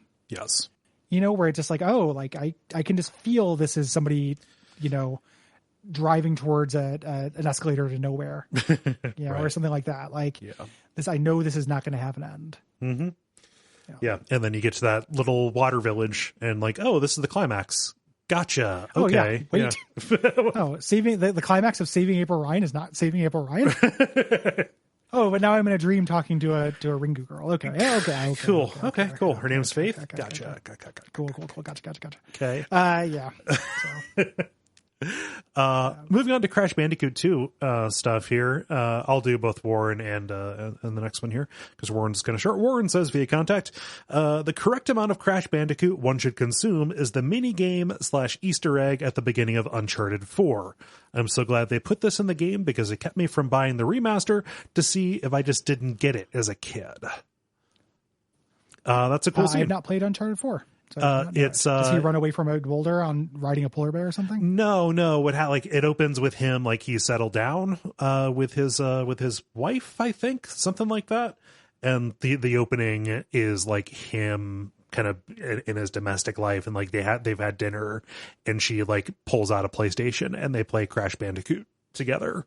Oh, it's like, oh, I haven't played this forever. And then like, she's making fun of how bad you are. Or at least that's the way that it worked for me because I was bad at Crash Bandicoot. That's cute. Yeah, it was cute. I thought it was fun. The gameplay itself wasn't fun, but it was a fun little moment. Game. It was a fun, nice little bit. Cinder Elf, again here, says via contact, hi guys, thanks for covering Crash 2 for me. I'm sorry that you didn't like it, but I can't say that I'm all that surprised. Still, the early games in this series were really important in getting me into video games, so I'm still glad to see you finally having an episode on it. I do think you are correct in your criticism of the mechanics of the game, but I think I must have been close to 6 years old the first time that I played Crash 1. At that age, you don't really get discouraged by stuff like that, and I must have just butted my head against the gameplay for long enough that I learned to deal with its issues. I even played the HD version when it came out a few years ago, and I was actually still fluent in it even after years away from the series. Yeah, I think I said it in the episode, but if I had been younger, like I would have been in the pocket for Crash, probably. You know, if the PlayStation 1 was my Nintendo, my NES, then I would have been in the same spot. If the PlayStation 1 was my SNES, I would have been in the same spot. Yeah.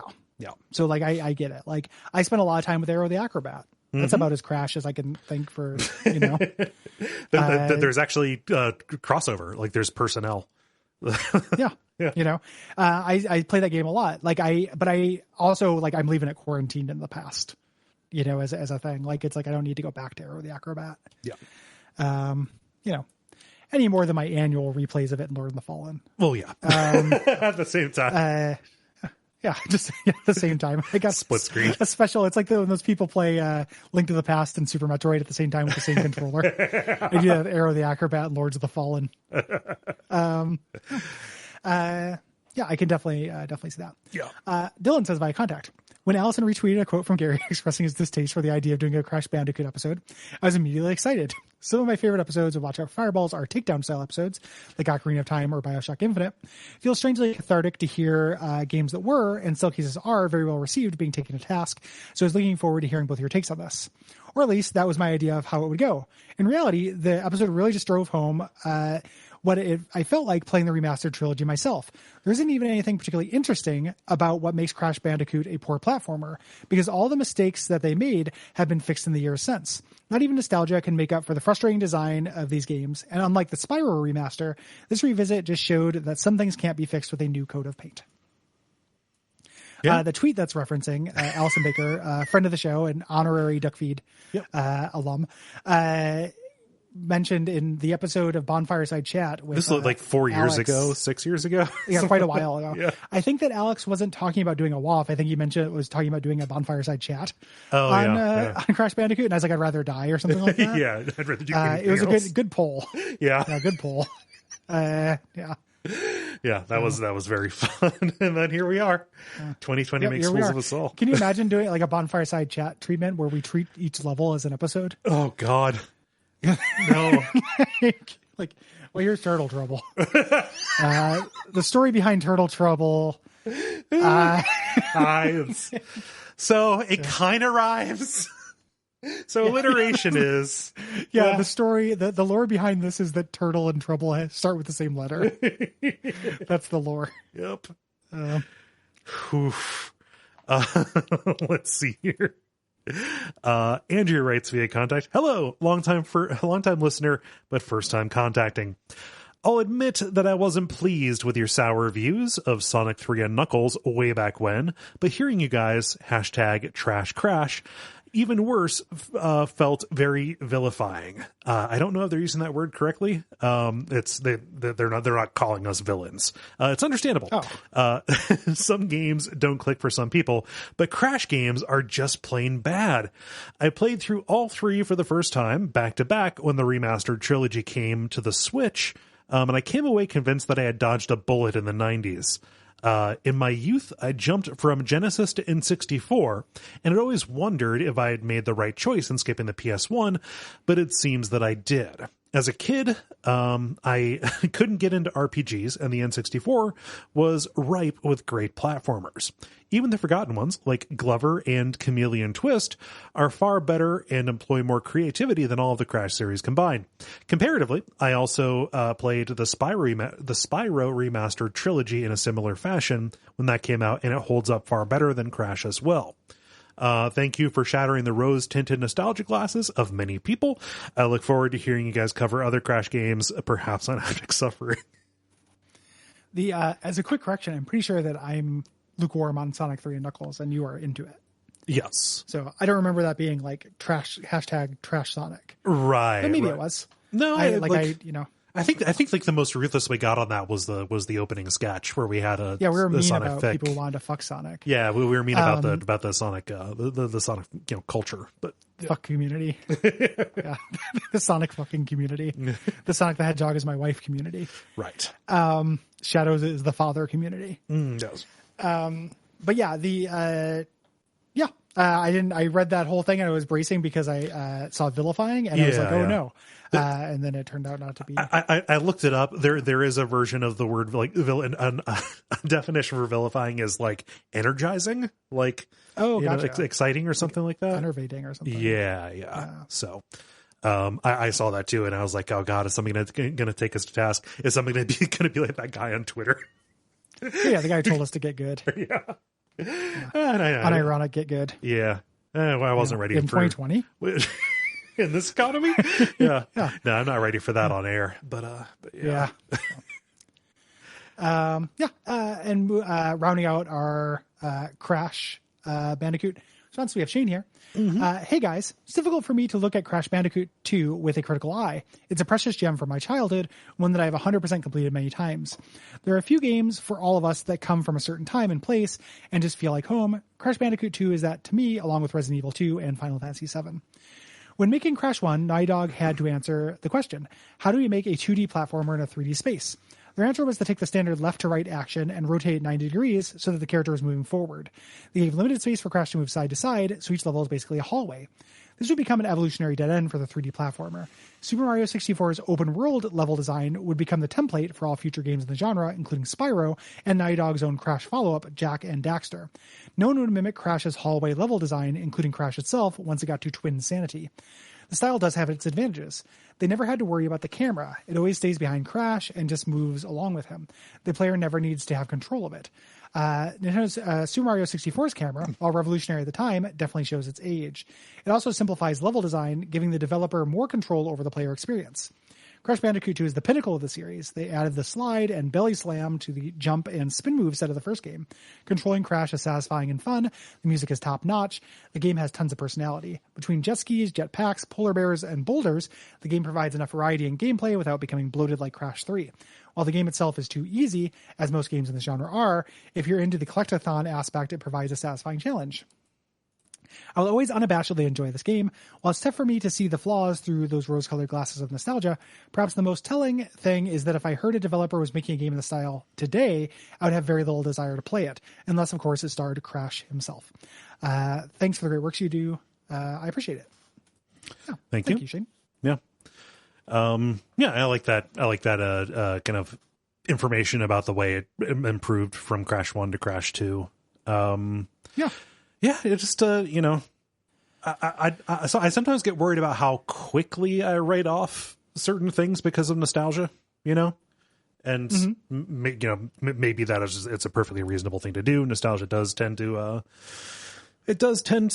warp opinions about things. It causes people to have a really high opinion about things that don't really hold up anymore. Yeah, I don't even know where I'm going with that. I feel like sometimes I jump to that pretty quick. Well, we revisited it. Yeah. We did the opposite of that. Yeah. Like that's the show. Like if we, I understand what you mean, Gary. But yeah, it seems like it. Like I don't know if you're making fun of me with that, but like I understand what you're saying, but like we explicitly don't do that. Yeah. Because we're like, when we record about something, we just played it basically, and within the last month or so, and that means we. Yeah. To kind of bring a little bit more shade or nuance to that, I sometimes worry about how directly we go after people's nostalgia. I wonder if we're clear enough that we are not, intentionally trying to harm people, but then also we over explain it too. So yeah, people get mad at us when we do either one. Yeah, so there's not really a way to win. Like, there's no way to maximize. We can not disclaim. Yeah. I feel like. A good example of what I feel, and this is a long time ago, but an example of a game that I probably did the nostalgia rounding for is Brave Fencer Musashi, which was new to you and you didn't like it. And to me, I played it a lot when it came out and I had fondness for it. Right. Like, we're not immune to that kind of thing. We're not trying to say we don't do it. Mm-hmm. It's just when we revisit something, we're bringing more to nostalgia, than nostalgia to it at the very least. Yeah. And letting the past be quarantined as like a tactic, like a Will Hughes-esque, like, I have fond memories of this and I don't think it's going to stand up, so I'm never going to replay it. Mm-hmm. As a tactic is something that I have more time for. Yeah. Now as an adult, I'm like, that's actually probably a pretty good idea for some things. Yes. Moving on to Castlevania Order of Ecclesia responses. Yeah. What does Thomas have to say? Thomas has to say via contact, I hate this game. I'm currently enjoying playing it. I got the game as a present close to when it was released, and I was really excited to play it, and I bounced off of it hard. I think that you could cut enemy health in half, and it would still be hard, but reasonably so. Even after AFK grinding to level 41, I still get plenty of game over screen time. Maybe I'd have less trouble if I were playing with a proper controller. The 3DS ergonomics lend themselves better to turn-based games than they do Ecclesia's speed yoga for thumbs. Stupid bony hot dogs. I think they're referring to their fingers about as the bony hot dogs. That makes sense. I don't know, like, if there's a manufacturer. I don't know if Tyson's coming out with bone-in hot dogs. I have to buy mine bone-in. Oh yeah. For economic reasons, unfortunately, and they leave the skin on. Yeah, of course. So I have to skin them and bone them. Right. Yeah, you have to dress it like a fish. Oh, am I buying corn dogs? That must be what. Oh, that makes sense. Oh, you got me good, man. That's fucking funny. State Fair bone-in, skin-on hot dogs. I saw corn dogs at the grocery store the other day, and I guess I knew that they sold them. Like, I knew you could just buy a corn dog, but thinking about the kind of life somebody would live where they would pop a corn dog into the oven in their house. Man, I'm feeling extremely attacked by this. Like, it's probably been a couple of years, but I've definitely been a corn dog American. Okay. Many times in my life, like bought a package of State Fairs and it is such a toasted them shits. It is so I'm not trying to attack you. It is a food that has a very definitive time and place. You know, like it is such a fair kind of thing, or mall food court kind of thing that I cannot imagine making it at home. At the fair, you always get stunt ones where it's like home of the 7 foot. Like, this is a, this is a coiled rope of hot dog that's been, free dipped into a experimental super batter and stuff. You know what? I've had corn dog bites. I like my mom. There you go. My mom always does like reverse shopping when I go over there, and I think like they bought corn dog bites for like one of my nephews when they were staying over, and they didn't like it, and they said, "Hey Cole, would you like these corn dog bites?" Take them out, take them off of our hands. What are you gonna say, no? No, I mean, I said, sure, I'll take it. That was like 6 months ago, though. Yeah, it's been. I have a couple corn dogs. I have not bought a boned corn dog. Yeah, corn dogs taste good, man. Yeah. In terms of the actual response, one thing I just want to like in general, I think that all this is right on is the difficulty balance is not tuned perfectly. Yeah. The thing about the playing on the 3DS, I played it on my 3DS XL. And I'm going to buy a 2DS at some point to replace that because I kept getting finger cramps and having to take breaks, and it was dumb. Oh, okay. So I've been having experiences with action games on my 3DS XL as well. Gotcha. I just played Super Mario Land on it, and only by the virtue of that game being 45 minutes long was I able to do it in one sitting. Yeah. No, I played Ecclesia on my DS Lite, which is the only way I've ever played it, and that ended up working pretty fine for me. Yeah. I should pick up a DS Lite now that they cost nothing. Yeah. It's a good system. Yeah. I just assumed with the 3DS, I'm like, I got this, but I like the size of the screen on the 3DS. But I've been playing Tactics Ogre on my PSP, and I love how widescreen the PSP is, and I forgot how loud it is. It's constantly making incredibly angry UMD accessing noises, like somebody behind a dumpster and you're straight up playing it on on disc on an actual PSP like 1000. Oh yeah, yeah. Well, no, it's on my Hannah Montana special edition PSP that I bought a couple years ago. The silver one that has Hannah Montana written on it. It doesn't have Hannah Montana written on it. Oh, okay. It's just a beautiful color. Oh, it's a 3000. Okay. PlayStation Portable limited edition Hannah Montana version, and it's I don't know purple. What color it is. That's really good. Yeah, it's beautiful, and it doesn't say Hannah Montana on it at all. It's just like this gorgeous system. Yeah, no, this is good. I saw I have no need for a PS4 controller. I have 3 of them, but I saw like a translucent purple PS4 controller for sale, like a new one, electric purple. I was like, God, that'd be nice. Yeah, it's nice. But purple's a great color, man. Purple's good. Yeah. I bought the Share Zone abolish the police or defund the police shirt because they were giving money to charity, and it had a wide range of colors. I'm like, hey, purple, let's go purple. Yeah. I'm fond of purple because it's my grandma's favorite color, and she always had purple. Always has purple stuff around. And I didn't mean to start talking about my grandma and passed on. She's alive. Let me make a phone call. I just think it's a... Yeah, she's still alive. Okay. Just to make sure. This is the specific kind of purple I like as well. This kind of like Hannah Montana purple, as opposed to like a dark... Like a royal purple. Yes. Yeah. No, I like this beautiful, like light-toned Hannah Montana color. Hannah Montana is my favorite color. Miley Cyrus is my favorite color. It's my favorite number. Hannah Montana is my favorite color. Moonborn says by contact. I bounced off Ecclesia no fewer than 6 times in as many years, to the point that I feared maybe I'd just outgrown Castlevania, a series I love very much. However, I finally started to realize Ecclesia's strengths. The combat system is expressive, the backdash actually works as a defensive maneuver, the dive kick adds a satisfying layer of combat mobility, and the boss fights feel designed around skill instead of tanking. And by the time I reached the money shot that was Dracula's castle, and I got a huge sentimental smile on my face, and I realized that maybe I hadn't outgrown Castlevania after all. P.S. I can't fucking believe this game ended with a Force ghost telling a woman she should smile more. I forgot that we didn't bring that up, but that does happen. Yeah, it does. It does tell her to smile. I think that I'd forgotten the actual like text of the ending because I have a bad pattern of like playing games and beating them like basically right before we record, and then getting ahead. Yeah, and taking like it's a couple weeks off. Mm-hmm. Yeah. So yeah, no, I'd forgotten about that. I feel bad for not drawing attention to that. Albus, as he is fading away, and as Shinoa is struggling with getting her emotions back, he tells her to smile more, which is it's a loaded phrase now. Yeah, not something you say. Yeah, but I do like the first part of the response here. I like the whole response, but yeah, it's not Moon's fault that the game ended with that. We forgot to say it. Yeah, no, but Moonmore put it pretty well, talking about like what the game's strength is, and I agree with all that. Go and listen to the episode. Yeah, agreed. Yeah. Let's hear. Patches writes, I was really excited to hear your take on this game, and the episode was great.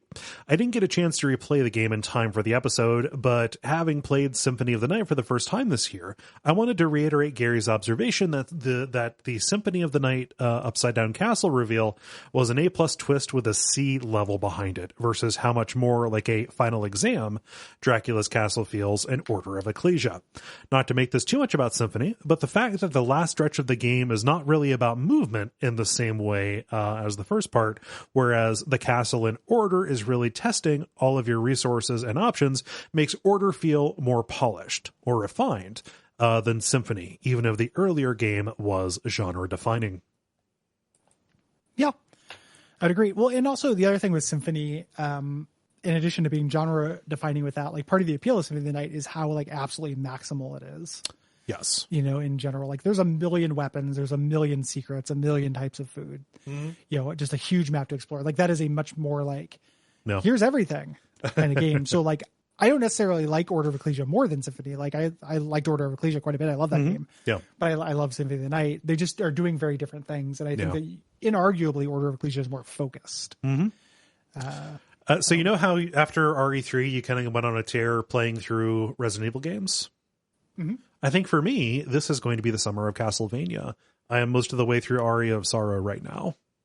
There you go. Yeah. I was considering doing that as well, but that might have to wait. Yeah. So having a series to revisit in the background is kind of like something to play when I'm not doing podcast play is kind of nice. Yeah. So especially I kind of stalled out. I'm like partway through the RE5 DLC. Gotcha, but I'm going to start Revelations 1, which I played like most of, but I'm going to actually finish it after this. So yeah, excited. Finally, Andrew says, by contact, Metroidvanias are like brunch. There used to be a relatively few places to get it, and people were like, upgrades and map completion and mimosas and eggs Benedict are so great. More people should do this.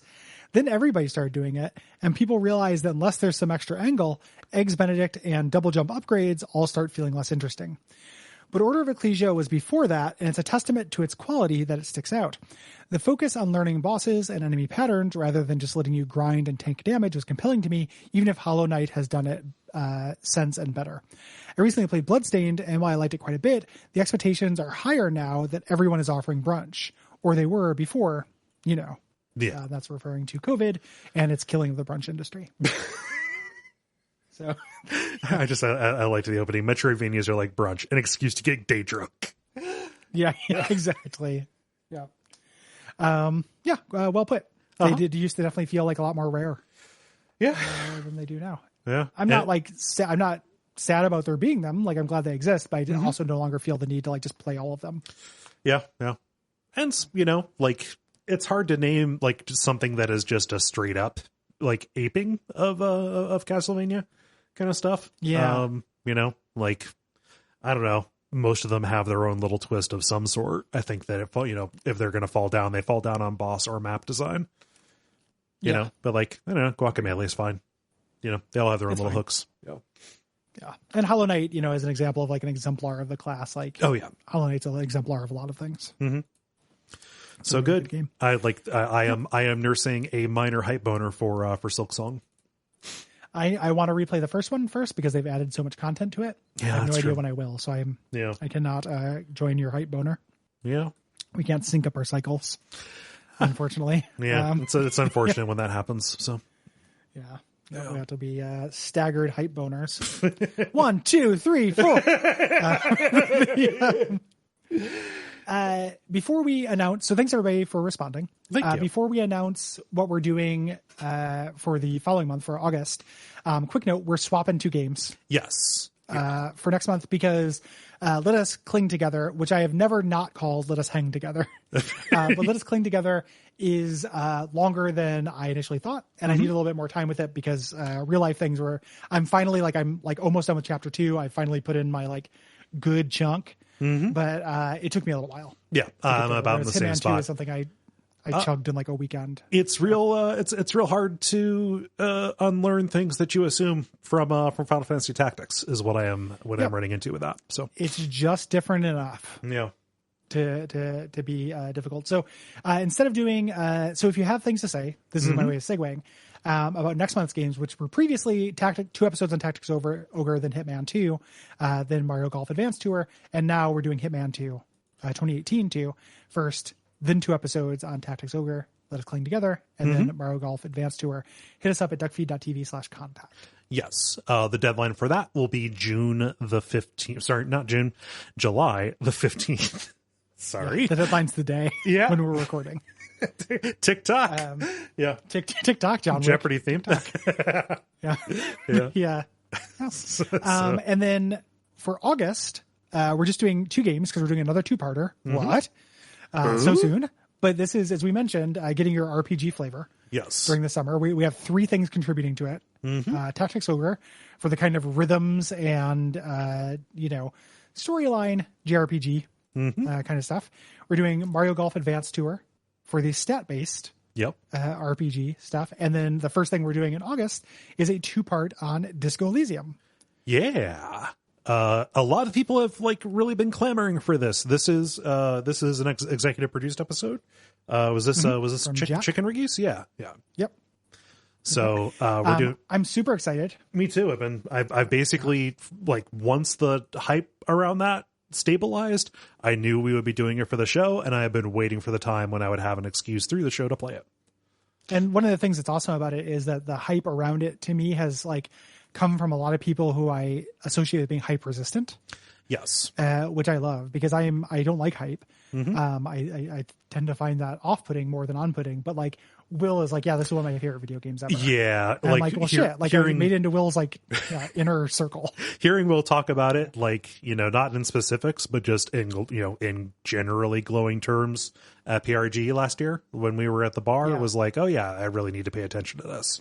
More so than hearing about it on podcasts and stuff. To please. Yes. When it comes to video games, unless it's a time travel visual novel, then he'll just sidle on up to the slop bucket and eat whatever you give him. Hey, me if too, man. If it's a visual novel with time travel, he's just I don't care if it has fucking eyeballs and cartilage in it. Just I'll drink it like a shake. My favorite cat in fiction is Schrodinger's cat.